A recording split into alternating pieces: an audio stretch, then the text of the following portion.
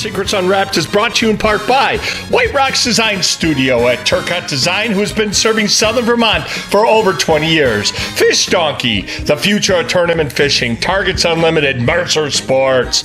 Outdoor Secrets Unwrapped hot sauce with that big craft heat and that big craft taste. Corker Boots, P-Line, Sugar Mountain Trading Company. The Outdoor Experience Guide Service, who has been serving Southern Wisconsin for over 20 years. Cooler Guard Spray with the cleaning power of enzymes. Okuma Fishing, Hoffman Lures Incorporated, and a proud member of the Southwest Chamber of Commerce.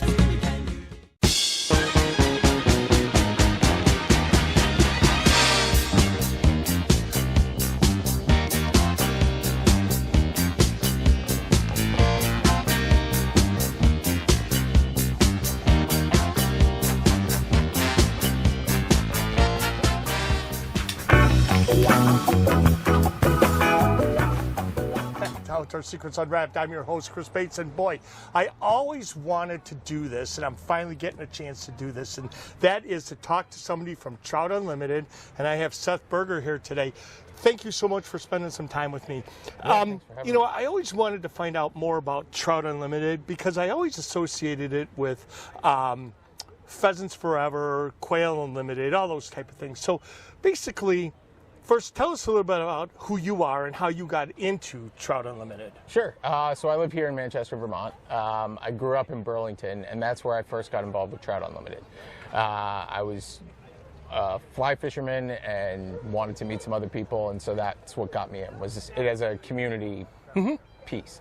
But what Trout Unlimited is it's a nonprofit that focuses on cold water fisheries and conservation within them. So, yeah. Do you find that people understand the difference, you think, between cold water fisheries and just fishing in general? Because I find that we deal with the general public who says, oh, it's just trout fishing. What's the big deal, right? Well, there is a big deal. Yeah, it is. So I don't think people always understand it. So cold water fisheries are just that. It's cold water, and often that water is also clean because to be cold, it's got to come out of the mountains, right, or out of springs, and so it's clean water, and that's what trout need to thrive. So when you look at what is a healthy cold water fishery, the first thing it has is cold water, right, and clean cold water. Right. So that's our biggest focus, and getting people to understand that and what that means for their community as a whole is really important. So here in southern Vermont, we have a lot of cool streams and rivers. In the Manchester area, what are the main streams and rivers for the cold water fishery? Sure. So the Battenkill River is well known throughout the country. It's like the Salmon River in Pulaski. Yeah, right. Yeah. And so that's our main fishery, and a lot of the water here dumps into the Battenkill. Okay. We also, heading north, we have the Otter Creek that starts up in Manchester, or just north of Manchester. That's the longest river in Vermont. Okay. It goes all the way to Lake Champlain. Wow. So that's an important river. Brings a lot of water to the lake. Right. And it starts up here with brook trout streams that feed it. And then down in Bennington, we have the Walloomsac. Right. I fished the Walloomsac quite a bit and all the little feeder creeks off of it. Yeah. What do we find more common here in your cold water fisheries that Trout Unlimited takes care of? Is it more brook trout, brown trout, rainbow trout? Which more do you think it really would cover? It's primarily brook trout. So there are native trout species. Technically not a trout, but a trout. Right. So, it's a char. A char, yeah. But there are native trout here in the Northeast, and so you find them all over Vermont. Any stream that comes off a mountain that stays running all summer and doesn't get too hot, Right. above 70 degrees or so, holds brook trout. So there are state fish. Right. And, that's a Vermont thing, not a Trout Unlimited thing, but that's Right. what we primarily focus on here with Trout Unlimited. So so Trout Unlimited, how do they get water? We talked a little off air about this, so I understood it better. How do you get a stream to be a fishery? You take something that, it looks good, it's got the right cover, it's got a few dark water spots, it's got some cut banks, but there's no fish. What does Trout Unlimited do to go make that happen? Yeah, so part of the reason there may not be any fish is because we put barriers in the river. So dams or hanging culverts, right? So you see a culvert come out into Right. a road and it maybe drops 3 feet into a pool. So fish aren't going to be able to get up that. Right. So by establishing those barriers that there are to fish moving throughout the watershed, if we can remove those, and reconnect the watershed. That's a huge thing that we can do. Okay, that makes sense. Up on the Meadowy River last year, we took out the last of 3 dams, so now it's connected the whole length of the river. So if there weren't fish in the upper reaches, now those fish can get up there to spawn and reestablish a population upstream. So that's one of the biggest things that can be done. You were saying about habitat and structure in the river. If there isn't, let's introduce some. Right, maybe that's boulders or logs, woody debris that fish can hide in, so that if there isn't that structure up in a smaller stream, when we reintroduce it, it creates habitat, and then as fish spawn up in those rivers, then those smaller fish will stay. So those are some things that we can do to get fish to move back throughout a watershed and stay there. So something interesting. Not too long ago, I was over in the the Roaring Branch, which is part of the Walloomsett. Yeah. There's a dam by McDonald's where I fish, and they had these boulders. There was boulders off to the one side. I went there this year, and they're gone. So when we have big, heavy rains, and it moves the stuff around, I think it's better.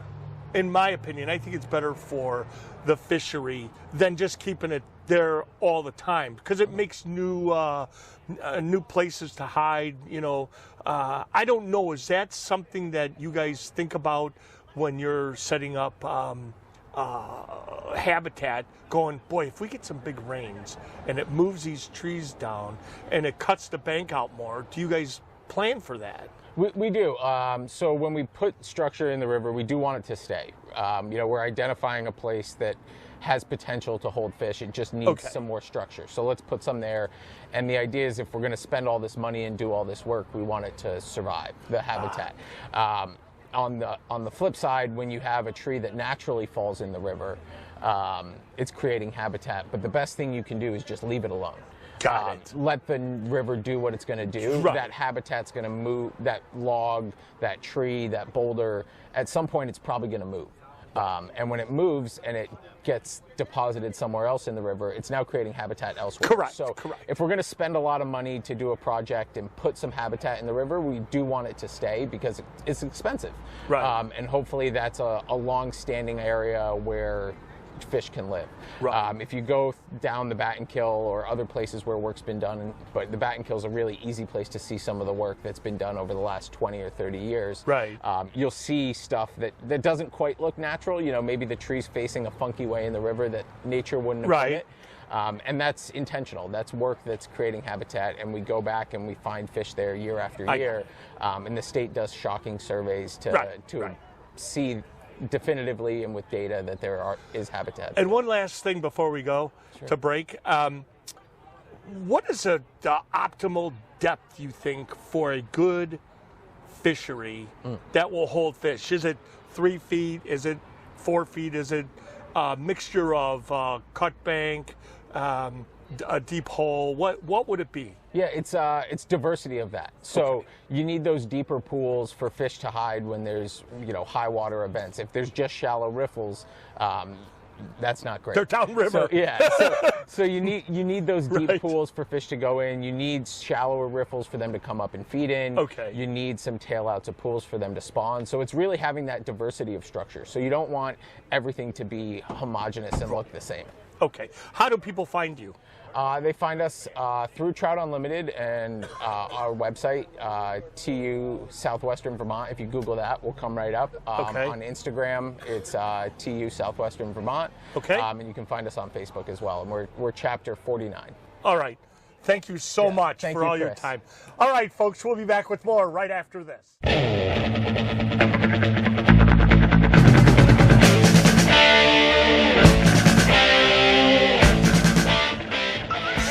This bad boy go, but wow, look at that fish. Oh my God, that's amazing. Wow.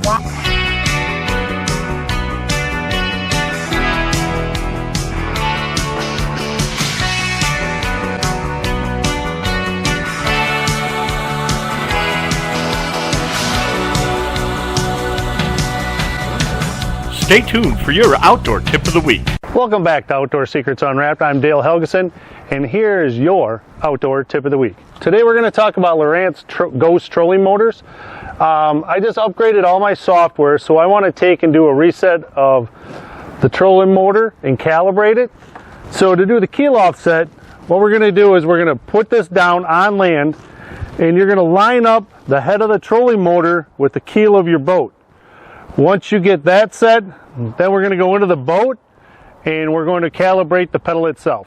All right, so once you get the keel set, now you want to come to your pedal and you want to turn it on. Make sure you don't hit your pedal. If you hit your pedal up and down, you're going to change the offset up there.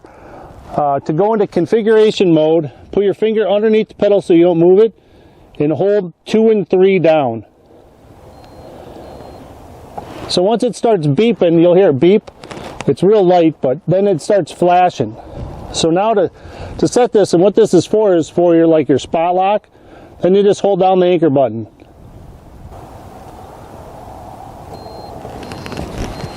Okay, so now we got that set, and to take it out of configuration mode, all you gotta do is hold 2 and 3 again.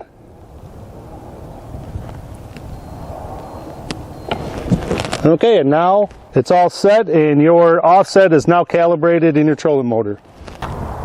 So once you get it all calibrated, you're good to go. Then you can put your motor back into the boat and then you'll head out on the water to do an on the water calibration of your GPS.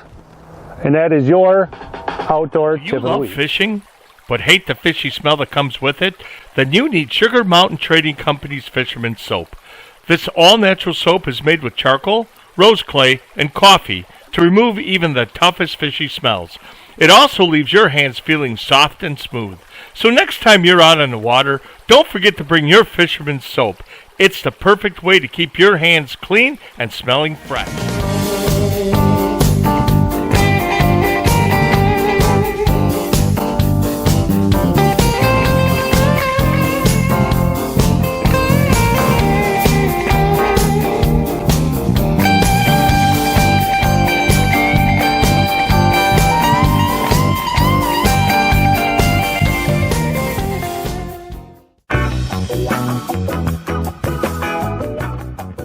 Welcome back to Outdoor Secrets Unwrapped. I am having such a great time here at the Battenkill Valley Fish Festival, Fly Fishing Festival, and we came across some fly tires, and I was like, wow, we got to know more about this. And I came across Chris Del Plato, and thank you very much for spending some time with me today. Thanks for having me.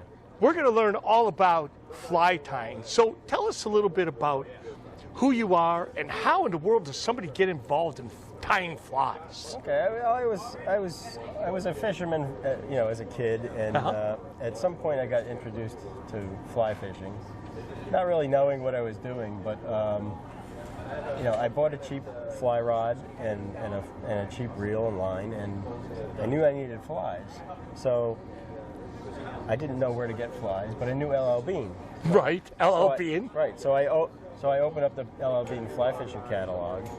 And there's many flies to pick from, and a lot of them are little insects and imitating insects and stuff like that. And But what caught my eye were the big, colorful flies, and they ended up being streamers. Okay. Now, little did I know, I was buying a lot of smelt flies and smelt imitator patterns, but there were no smelt in New Jersey. I didn't know that. Right. The hatchery trout I was fishing for didn't really care. Right. So I bought all these beautiful flies. And at some point later on, I got introduced to fly tying and went down that rabbit hole.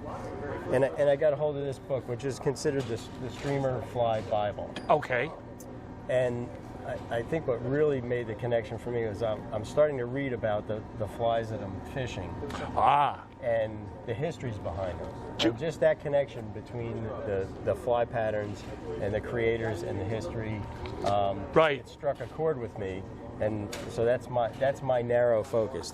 You brought up a really good point, is that how many people understand the history of the fly, or do they just go, yeah, you know what, I'm going for brook trout and I'm just going to go get that? I think you get all types. I mean, some people they don't care, they just want to catch fish. I got it. Right? And then other people are really intrigued, like where did this come from? Who created it? Right. Why did they create it? Right. So, I think that's interesting to know that. So one of the guys I'm focusing on here, because he was a Battenkill guy, is Lou Oatman. He was a fly tyer. He was prominent. He's featured in that book. Yeah. He was prominent in the 50s. He died at a young age.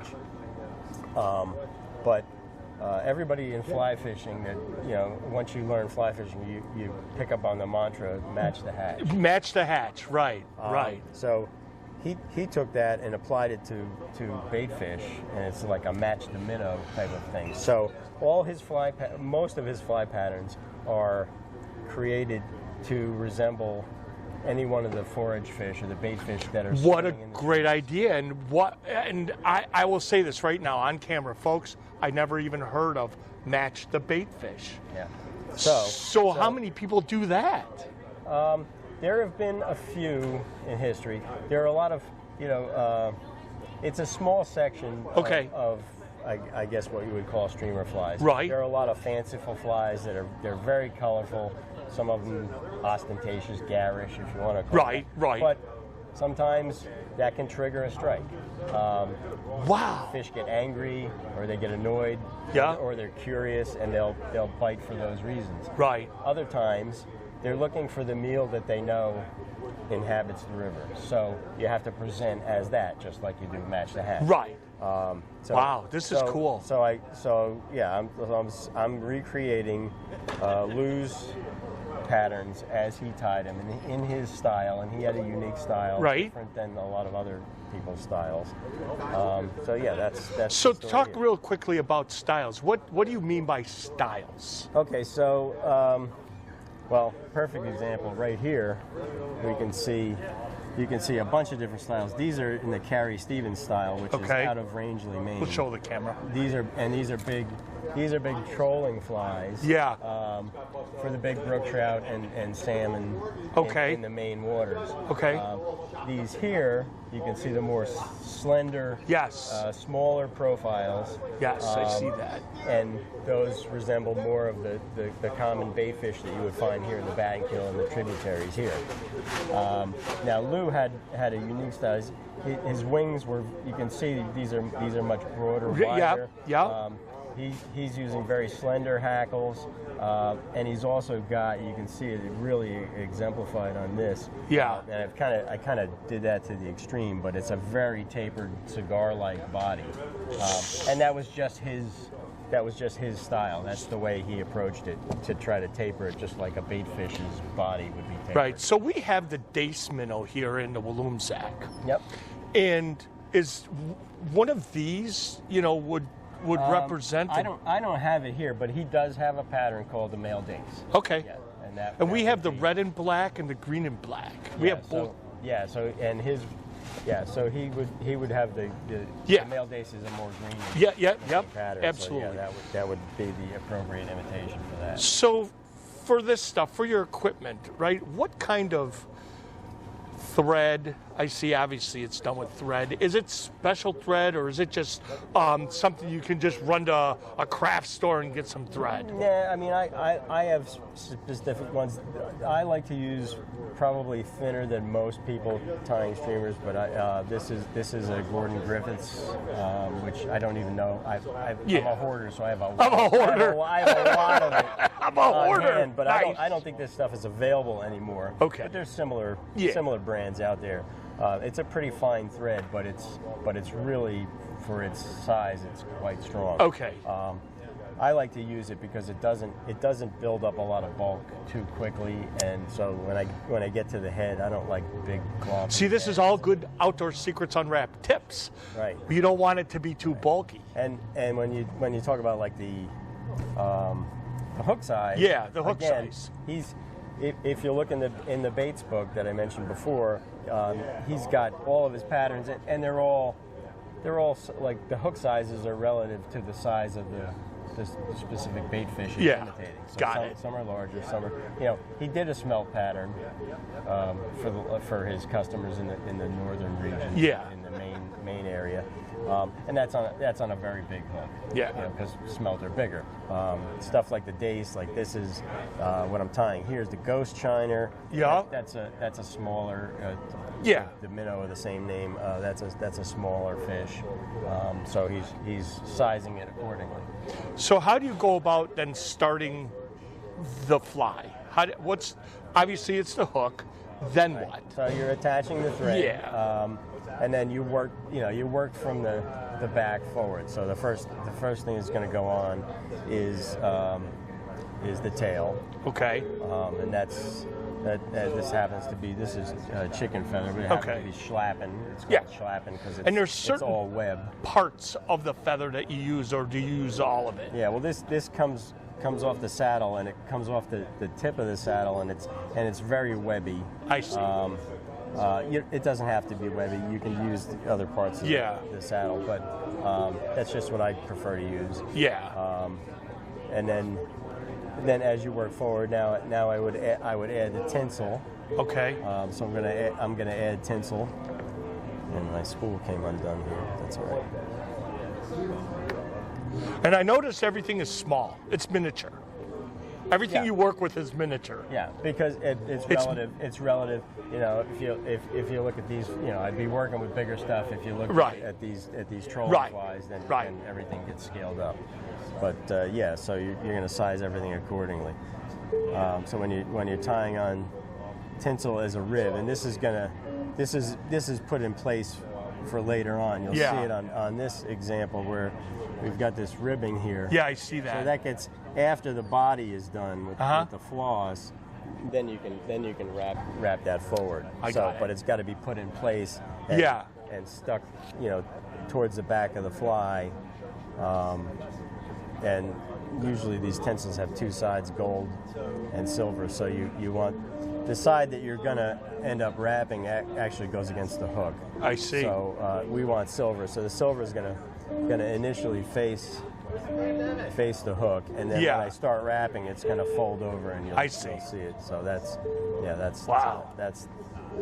the attachment point there. And how do you know when you have enough thread or enough color in it? Is it just from experience, or is it going, no, I got this picture and I can figure it out? Well, I mean, my approach is always, because I like to preserve the history, so my approach is always to try to mimic, if you take a fly recipe and it's just text on a piece of paper, you can take that pattern, that recipe, and give it to 10 different tyers. And if there's no visual accompanying that, you're going to get 10 different looking flies because they don't know exactly. They're going to try to. They think they're all on the same page, but until you see an original. So I try to preserve the history by replicating, the style that Lou tied in, because these were his flies. He had an approach and theories, and I'm trying to preserve that and tie it in his style with the colors that he used. That's pretty cool. Yeah, and the sizes he used. Right. Yeah. That's really cool. Well, we got to get going to break. How do people find you if they want to do custom flies for people? I do. I don't do commercial flies for fishermen, right? But what I do is I've been featured in a number of magazine. I've done magazine articles myself. Featured in magazine articles, books. Doug Lyons did a book on the Battenkill. I'm featured in that with the flies. Framers, people that are trying to frame a print and they need some flies to go along with it. Collectors, those kind of things. So it's classic streamers. That's my. Okay, and how do people find you? So I have a website, streamertire.com. Okay. You can also email me, streamertire@gmail.com. Okay. And streamertire on Instagram. All right, great. Thank you so much for your time. I appreciate it. All right, folks, we'll be back with more right after this. This is Hunter Engelman with ModifiedOutdoors.com, and you're watching Outdoor Secrets Unwrapped.